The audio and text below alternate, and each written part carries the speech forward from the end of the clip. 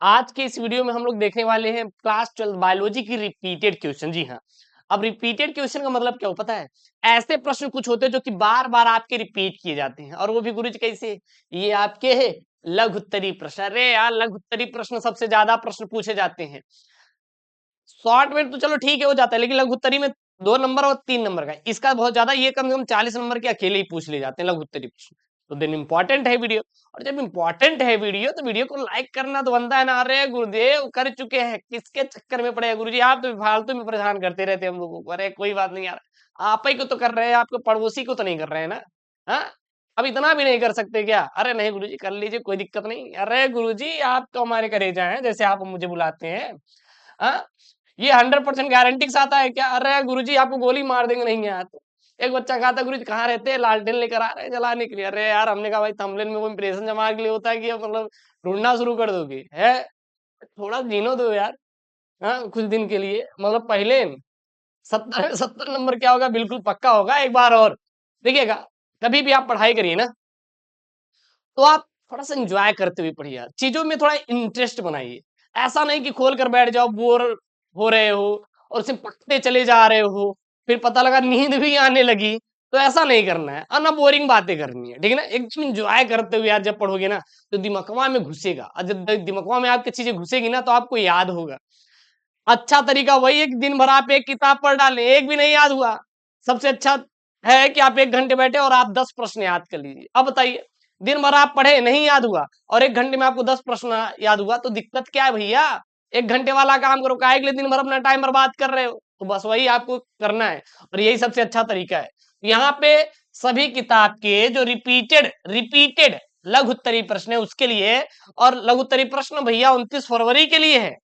29 फरवरी जो बायोलॉजी का पेपर है ना यूपी बोर्ड का, उसके लिए है, इंपॉर्टेंट है, तैयार कर लो। बाद में मत बोलना कि गुरुजी हमारे पेपर में नहीं आया। हाँ, क्योंकि जब पढ़वाई नहीं करेंगे तो कैसे आएगा आपके पेपर में भैया? कैसे आएगा आप ही बताओ। सबसे पहला बहुत चौचक वाला प्रश्न है। अरे गुरुजी, कौन सा प्रश्न है? कौन सा प्रश्न है, ऐसा ला दिए आप? प्लाज्मिड किसे कहते हैं? प्लाज्मिड किसे कहते हैं? प्लाज्मिड क्या होता है? पहला इंपॉर्टेंट प्रश्न। अच्छा गुरुजी, जीवाणुओं में उपस्थित मुख्य वृत्ताकार डीएनए अणु की अतिरिक्त उपस्थित छोटे अतिरिक्त गुणसूत्रीय डीएनए अणुओं को, जिनमें अनुवांशिक सूचनाएं निहित होती है, प्लाज्मिड कहते हैं। क्या कहते हैं गुरुजी? प्लाज्मिड कहते हैं। क्या कहते हैं गुरुजी? प्लाज्मिड कहते हैं। तो गुरुजी प्लाज्मिड क्या होता है गुरुदेव? प्लाज्मिड क्या होता है गुरुदेव?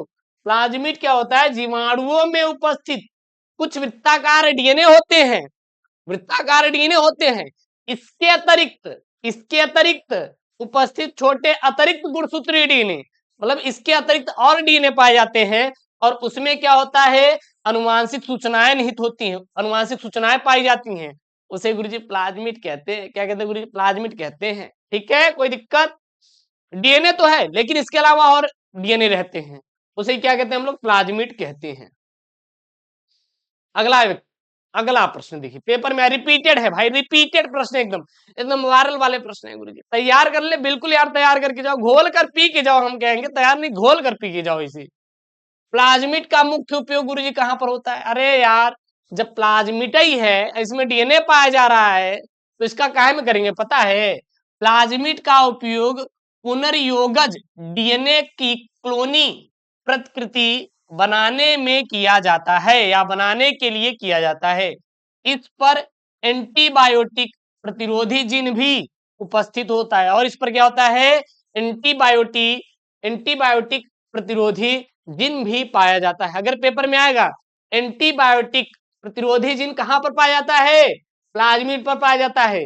प्लाज्मिड का उपयोग कहां पर किया जाता है? तो प्लाज्मिड का उपयोग पुनर्योगज डीएनए की क्लोनी प्रतिकृति बनाने में करते हैं। क्लियर है? कोई दिक्कत नहीं गुरुजी? कोई दिक्कत नहीं। अगला बताएं यहाँ पे। अरे गुरुदेव बताइए ना, आप काहे के लिए परेशान है गुरुजी? बताइए ना, हम तो पढ़ने के लिए बैठे हैं।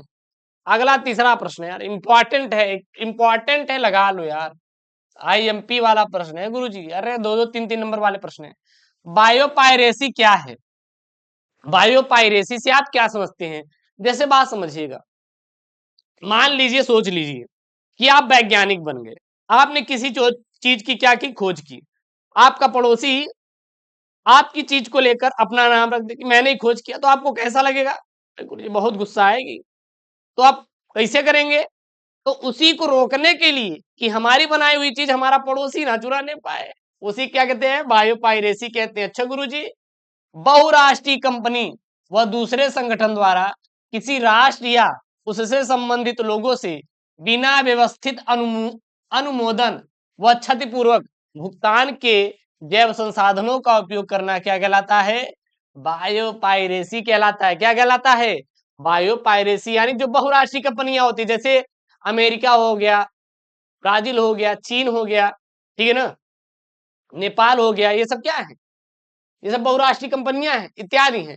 तथा दूसरे संगठन या कोई ऑर्गेनाइजेशन, अपना भारत भी है, या फिर कोई ऑर्गेनाइजेशन हो गया, किसी राष्ट्र या उससे से संबंधित लोगों से बिना व्यवस्थित अनुमोदन और क्षतिपूर्वक भुगतान किए के उसके जैव संसाधनों का उपयोग करता है, उसे क्या कहता है? बहुपायरेसी हम लोग कहते हैं। उसे हम लोग क्या कहते हैं? बहुपायरेसी कहते हैं। ठीक है, कोनो दिक्कत नहीं है गुरु? अरे गुरुजी कोनो दिक्कत नहीं है। अगला यहाँ पे प्रश्न है कि नागफनी के पौधों में पत्तियां कांटों में क्यों परिवर्तित हो जाती है? मैं आपसे एक सिंपल सा उदाहरण पूछूं, जाड़े के मौसम में आप जब कपड़े को धुलते हैं, काहे के लिए एकदम मरोड़ मरोड़ के एकदम फैलाए के रखते हैं? आप ऐसे ले जाओ, धुलो और फिर डाल दो। गुरुजी कहते सूखेगा ही नहीं गुरुजी। अच्छा, क्यों नहीं सूखे? क्योंकि गुरुजी मैंने फैलाया ही नहीं। जब तक प्रकाश चारों तरफ पड़ेगा नहीं, हवा जाएगा नहीं उसके अंदर, सूखेगा कैसे गुरुजी? बस वही चीज है यहाँ पे। जो नागफनी के पौधे होते हैं, ये कहाँ पे पाए जाते हैं? ये रेगिस्तान में पाए जाते हैं, ज्यादातर शुष्क क्षेत्रों में पाए जाते हैं। और वहां पे पानी क्या होती है गुरुजी? कमी रहती है। अगर कोई चीज चौड़ा है तो उसमें अगर पानी है तो जल्दी सूख जाएगा। अगर कोई इतना चौड़ा ना हो कि इतना पतला रहेगा तो पानी निकलेगा क्या? अरे गुरुजी निकाल ही नहीं पाएंगे, छोटा है कैसे निकलेगा? वाष्पोत्सर्जन कम होगा और यह ज्यादा दिन तक अपने अंदर नमी बनाकर जीवित हो पाएगा गुरुजी। अच्छा गुरुजी, बकोको बना दिए, एकदम एकदम बकोको बना रहे हैं आप गुरुजी हम लोगों को। नागफनी के पौधों में पत्तियां कांटों में क्यों परिवर्तित हो जाती है? तो वाष्पोत्सर्जन की क्रिया को रोकने के लिए जो नागफनी के पौधों में पत्तियां क्या हो जाती है? कांटों में परिवर्तित हो जाती है। भैया क्यों? क्योंकि नागफनी के पौधे जो होते हैं ये शुष्क क्षेत्रों में पाए जाते हैं, शुष्क क्षेत्रों में पाए जाते हैं, जहां पर पानी की क्या होती है? पानी की गुरुदेव कमी होती है। अब गुरुजी राजस्थान है क्या? हाँ लिख सकते हैं राजस्थान। राजस्थान में क्या होती है? बहुत ही पानी कमी है गुरुजी, बहुत ही पानी की कमी है। अगला प्रश्न है, किन्हीं दो बाह्यस्वामी प्राणी के नाम लिखिए। अरे गुरुजी बाह्यस्वामी प्राणी क्या होते हैं? अरे गुरुजी उभयचर और सरीसृप वर्ग के जितने भी प्राणी होते हैं वह बाह्यस्वामी प्राणी के अंतर्गत आते हैं। जैसे गुरुजी क्या? जैसे गुरुजी क्या गुरुजी? अरे गुरुदेव हम छिपकली ले लें क्या? हाँ छिपकली ले लें क्या? बिल्कुल गुरुजी छिपकली ले लीजिए, कोनो दिक्कत नहीं है। तो बाह्यस्वामी प्राणी के शरीर का ताप वातावरण के ताप के अनुसार बदलता रहता है, उसे ही छिपकली कहते हैं गुरुजी। अच्छा मगरमच्छ भी होता है क्या? हाँ गुरुजी मगरमच्छ भी होता है। हाँ हाँ, ये सब क्या? बहुस्वामी प्राणी। अब गुरुजी इसके उदाहरण कैसे समझेंगे? जैसे ये बताइए, अब आप अगर गांव में है तो बहुत सिंपल बन के रहेंगे, अरे इज्जत है। कभी चले जाएंगे मेन सिटी में तो आप बढ़िया एकदम, यहाँ से सल्ट थोड़ा रहेगा, इधर से सल्ट थोड़ा सा कटा उटा रहेगा, और वो स्टाइल बन गया। क्या बन गया? स्टाइल बन गया। अब सोचो गांव में अगर चले जाओगे तो डॉग भी कभी कभी आपके पीछे पड़ जाएंगे, भाई ये कौन आ गया? ये तो मेरा वो है। चिड़िया आपके पीछे पड़ जाएगी, भैया भैया ये खोतला बना देंगे इसमें, मतलब घुसने के लिए। तो देन बात समझिएगा। और गांव के जो बुजुर्ग आदमी होते कहते यार क्या फटा चिटा पहन के आ गया यार। तो गांव में जाएंगे थोड़ा कपड़ा कैसे सही ढंग का पहन के जाते हैं, लेकिन सिटी में जितने ही आप मतलब इसको हाड़ और लो, उतना ही ज्यादा क्या बन जाता है? हमारा स्टाइल बन जाता है। उतना ही ज्यादा क्या बन जाता है? स्टाइल बन जाता है। लोग पहले क्या करते थे, कहीं से अगर कपड़ा फट जाता था तो उसे क्या करते थे कि पहनते थे, कि नहीं पहनते थे? अरे नहीं पहनते थे गुरुजी, सिलते थे। लेकिन आज आज वो ही फटा हुआ चीज कितने का मिलता है पता है? लाखों रुपए का बिकता है, लाखों रुपए के बड़े बड़े मॉल में। आपको क्या लगता है? भाई साहब एक दिन तो हद ही हो गई थी, मैं देख रहा था यार, उसमें कोई था सबसे हाई, वहां पे जो बोरे नहीं होते, जो आलू के बोरे होते हैं, उससे बना हुआ कपड़ा था, बस आलू आलू का बोरा ही था कुल मिला के भाई। उसका प्राइस था 80,000 रुपए। अब बताओ भाई वो उसको कौन पहन रहा है? अरे यार अभी देख लो, अपने चले जाओ इंडस्ट्रीज में, फिल्मी दुनिया में, तो कुछ कुछ ऐसे तो मतलब कि एक्ट्रेस हैं जो भी हैं भैया, उनके अंदर देखोगे ना भैया, वो का पहन लेंगे पता ही नहीं चल रहा है। फल वल सब पहन लेते हैं, वो क्या बन जाता है, स्टाइल बन जाता है। भैया थोड़ा सा आप लोग मतलब जुड़िए, गांव से जुड़िए, जहां पे एक वातावरण शुद्ध रहता है, एक आपको माहौल मिलता है, लगाव मिलता है, ठीक है ना, प्यार मिलता है लोगों का। थोड़ा आप लोग ध्यान दीजिए, गांव से ही हैं यार, यूपी बोर्ड के छात्र हैं, और ये नहीं कि आप बड़े शहरों में जाकर कल को बसे, तो गांव का वो जो प्यार है मत भूलिएगा भाई। जो खुशबू है ना गांव में, कहीं नहीं मिलती। शुद्ध वातावरण, एकदम शुद्ध जो वातावरण है ना, वो गांव में मिलता है। पेड़ पौधे मिलेंगे, चिड़िया मिलेगी। आप शहर में चले जाइए, आइए कभी यहाँ पे, चिड़िया क्या यहाँ पे मनुष्य तक नहीं मिलेगा। सब घर में पैक रहेंगे, रूम में अपने फ्लैट में पैक रहेंगे, बाहर कोई जल्दी नहीं निकलता। और गांव में देखिए भैया, 4 लोग शाम को बैठेंगे, हाँ, तो दिन वही है ना यार, तो वही सब क्या है, बहुत शामी प्राणी है, मतलब जो जैसा है वैसा ढल जाओ। अगर हाँ यार देखिए, अगर मेरी बात कोई बुरी लगी हो तो इसके लिए माफी चाहते हैं, बहुत ज्यादा दिल पे मत लीजिएगा, नहीं तो चले जाए FIR कर दीजिए, गुरु जी बुई बोल रहे थे, गुरु जी डर गए। हाँ, ऐसा कुछ भी नहीं है भैया, जो इस समय चल रहा है बस वही बात मैं बोल रहा हूँ। क्योंकि देखिए यार, हर चीजें ना सबको पसंद नहीं होती। अगर भगवान ने मुझे 5 उंगलियां दी है तो पांचों बराबर नहीं है ना, पांचों बराबर नहीं। अगर पांचों बराबर होती तो आप कोई काम कर पाते क्या? नहीं कर पाते यार, नहीं कर पाते। आप सोचिए, पैर के स्थान पे आपका हाथ ही होता, सब कुछ बराबर रहता है, तो आप काम कर पाते? नहीं कर पाते। तो उसी प्रकार हर लोग बराबर नहीं है, थोड़ा ध्यान दीजिएगा हमारे ऊपर भी ना। आप लोग तो एकदम प्यारे वाले करेजा हैं हमारे। और चैनल को सब्सक्राइब मार लो यार, कब मारोगे आप लोग चैनल को सब्सक्राइब, पता नहीं कब मारेंगे गुरु जी। कीस्टोन प्रजाति किसे कहते हैं सर? कीस्टोन प्रजाति क्या होती है?